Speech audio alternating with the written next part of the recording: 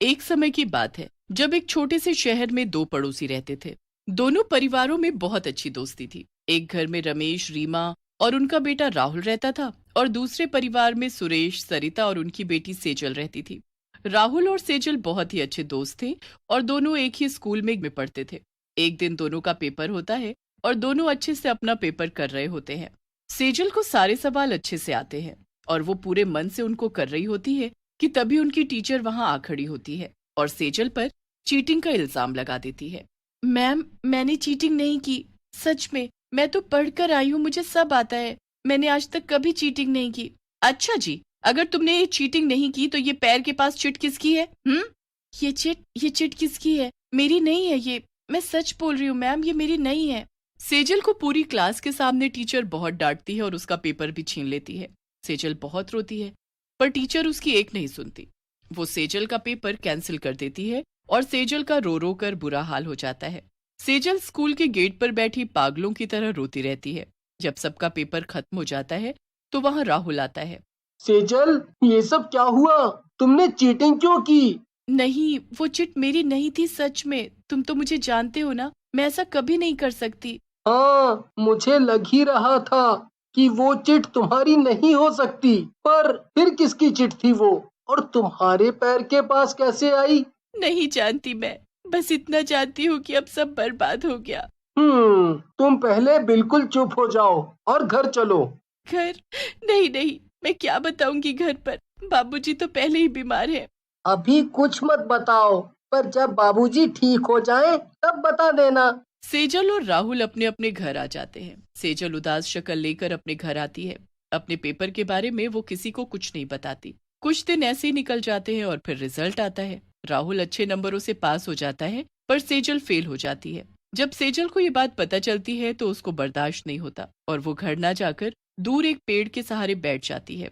रात हो जाती है और सेजल को बहुत तेज भूख लगने लगती है। वहां आसपास कुछ नहीं होता पर फिर उसकी नजर वहां पास में पड़ी मिठाई पर जाती है जिस पर ढेर सारी मक्खी भिनक रही होती है। सेजल इतनी भूखी होती है कि वो उनको मक्खियों को हाथ मारती है और वो मिठाई खा जाती है।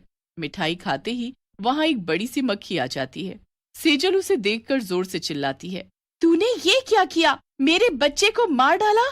तुम्हारा बच्चा? हाँ, मेरा बच्चा, जिसे तूने मार डाला। मैं तुझे नहीं छोड़ूंगी। अब तुझे मैं श्राप देती हूँ कि तू भी मरेगी और मरने के बाद तू मक्खी की जिंदगी जिएगी। शांति नहीं मिलेगी तुझे। नहीं नहीं, मैंने जानकर ऐसा नहीं किया। इतना कहकर वो बड़ी सी मक्खी गायब हो जाती है और सेजल उसकी बातों से बड़ी परेशान होकर घर वापस जाने लगती है। सेजल रोड क्रॉस कर ही रही होती है कि तभी एक ट्रक सामने से आता है और सेजल उस ट्रक के नीचे दबकर मर जाती है। वहां आसपास कोई भी सेजल को बचाने वाला नहीं होता और ट्रक वाला भी वहां से भाग जाता है। सेजल तड़प तड़प कर मर जाती है। मरने के बाद सेजल के शरीर से उसकी आत्मा बाहर आती है जो एक चुड़ैल मक्खी के रूप में होती है। ये क्या हो गया मेरे साथ? मैं मर नहीं सकती, मैं नहीं मर सकती। चुड़ैल मक्खी अपने मरे हुए शरीर को देखकर चिल्ला ही रही होती है कि तभी उसकी नजर खुद के पंखों पर जाती है। वो अपने आप को हवा में उड़ते देखती है तो उसे पता चलता है कि वो एक चुड़ैल मक्खी बन गई है। ये क्या हो गया? उस मक्खी का श्राप लग गया मुझे। अब मैं क्या करूं? चुड़ैल मक्खी अपने घर जाती है तो वहां उसकी माँ और बाबूजी उसके लिए परेशान हो रहे होते हैं। चुड़ैल मक्खी उनके सामने जाती है और आवाज देने लगती है पर वो इतनी छोटी होती है कि किसी का ध्यान उस पर जाता ही नहीं। उसके बाद वो अपने कमरे की खिड़की पर बैठ जाती है कि सामने वाले घर में उसे राहुल दिखता है। वो बेचारा बड़ा उदास लग रहा होता है। राहुल, राहुल, इधर देखो, मैं सेजल, तुम्हारी दोस्त। चुड़ैल मक्खी की आवाज राहुल तक नहीं पहुंच पाती। चुड़ैल मक्खी परेशान होकर उड़ती हुई सीधा राहुल के पास जाती है। वो टेबल पर रखी उसकी किताब पर जाकर बैठ जाती है और फिर से राहुल को आवाज देने लगती है पर राहुल को एक मक्खी के भिनभिनाने के अलावा कोई आवाज नहीं आ रही होती। हटो यहाँ से। मेरी दोस्त एक तो ना जाने कहाँ चली गई। अरे क्या हुआ अगर फेल हो गई तो? कोई ऐसे थोड़ी करता है। जिंदगी में जाने कितनी बार ऐसी परिस्थिति आती है, पर हमें उनसे लड़ना और जीतना है। एक पेपर हमारी जिंदगी नहीं बदल सकता। मैं जानती हूँ राहुल, मैं समझ गई, पर अब मैं क्या करूँ? अब तो कुछ भी नहीं हो सकता।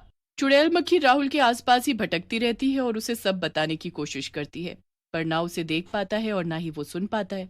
फिर एकदम से राहुल की नजर चुड़ैल मक्खी पर पड़ती है कि तभी एक फोन आता है जिसे सुनकर राहुल दौड़ता हुआ सेजल के घर जाता है। वहां जाकर पता चलता है कि सेजल की ट्रक के नीचे आकर मौत हो गई।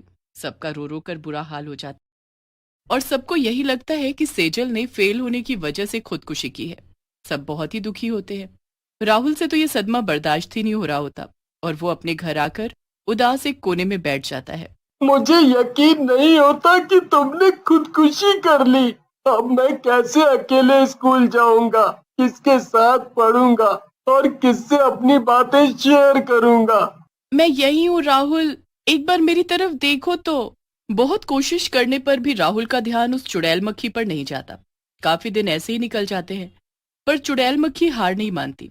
जब राहुल इतने दिनों बाद स्कूल जाता है तो चुड़ैल मक्खी भी उसके पीछे पीछे स्कूल चल देती है। वो वहीं राहुल के कंधे पर बैठ जाती है। लंच में जब राहुल क्लास के बाहर जाता है तो चुड़ैल मक्खी भी उसके पीछे पीछे उड़ने लगती है और वहीं एक पत्ते पर बैठ जाती है। वहां पर उसकी क्लास की दो लड़कियां शीतल और कविता बातें कर रही होती हैं। शीतल, तूने वैसे ये ठीक नहीं किया, अपनी चिट सेजल के पास फेंक कर। देखो, वो फेल हो गई और उसने आत्महत्या कर ली। मैंने तो नहीं बोला ना उसको मरने को, वो खुद मरी तो मैं क्या करूं? और मैं बस उसको सबक सिखाना चाहती थी, इसलिए वो चिट फेंक कर उसको फंसाया। कौन सा सबक? उसने ऐसा क्या किया था? उसकी वजह से राहुल मुझसे बात ही नहीं करता था, तो बस मैं चाहती थी कि वो फेल हो और इसी क्लास में रह जाए। उसके बाद मैं और राहुल अच्छे दोस्त बन जाएं। ये सब सुनकर चुड़ैल मक्खी दंग रह जाती है। ये सब सोची समझी साजिश थी। मुझे राहुल को सब बताना होगा, पर कैसे बताऊं? वो तो मुझे देख ही नहीं पा रहा। उस दिन जब राहुल घर जाकर अपना साइंस का प्रोजेक्ट बना रहा होता है, तब भी चुड़ैल मक्खी वहीं बैठी होती है। राहुल लेंस लेकर कुछ देख ही रहा होता है कि अचानक उसे साफ साफ वो चुड़ैल मक्खी दिखती है। ये क्या है? मैं हूँ राहुल, मैं सेजल हूँ। सेजल? क्या? राहुल करीब से सुनने की कोशिश करता है। मैं सेजल हूँ राहुल, सेजल। सच में शीतल ने मुझे फंसाया था। मैंने आज खुद सुना है, ताकि मैं फेल हो जाऊं और वो तुम्हारी दोस्त बन सके, और मैंने खुदकुशी नहीं की थी। सेजल अपनी पूरी कहानी राहुल को बताती है। राहुल सारी कहानी सुनकर हैरान रह जाता है। ये सब क्या से क्या हो गया?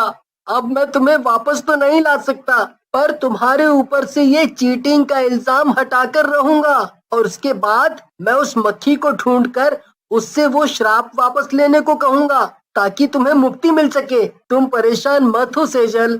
अगले दिन पेपर होता है। राहुल और चुड़ैल मक्खी साथ में स्कूल जाते हैं। चुड़ैल मक्खी शीतल से अपना बदला लेने को तैयार रहती है। वो एक चिट को खिसका खिसका कर शीतल तक पहुंचा देती है और बस टीचर वो चिट देख लेती है। उसके साथ भी बिल्कुल वही होता है जो सेजल के साथ हुआ था। छुट्टी के वक्त राहुल शीतल के पास जाता है। रो क्यों रही हो शीतल? अब इसकी आदत डाल लो, क्योंकि जिसके साथ तुमने ये किया वो वापस आ गई है अपना बदला लेने। ये तुम क्या बकवास कर रहे हो? अच्छा, यकीन नहीं होता तो ये देख लो। शीतल राहुल के हाथ पर चुड़ैल मक्खी को देखकर दंग रह जाती है। डरो मत, ये सेजल ही है जिसका ये हाल तुम्हारी वजह से हुआ है। अब ये तुम्हें नहीं छोड़ेगी। नहीं, मुझे माफ कर दो सेजल, ऐसा मत करना। अगर तुम चाहती हो कि सेजल तुम्हें माफ करे, तो कल सबके सामने तुमको सबको सच बताना होगा, समझी? मैं बता दूंगी, सच में बता दूंगी, पर मुझे कुछ मत करना प्लीज। अगले दिन शीतल सबके सामने सब सच सच बता देती है। चुड़ैल मक्खी सुनकर बड़ी खुश होती है कि उसके ऊपर से चीटिंग का आरोप हट गया। उसके बाद राहुल उसी जगह जाता है जहाँ बड़ी मक्खी रहती है। वहां जाकर वो बड़ी मक्खी को आवाज देता है। आवाज सुनकर बड़ी मक्खी बाहर आती है। कौन हो तुम? यहाँ क्या कर रहे हो? मैं उस लड़की का दोस्त हूँ जिसे आपने श्राप दिया था। ये देखो, ये मेरे साथ ही है और बेचारी बहुत मुसीबत झेल रही है।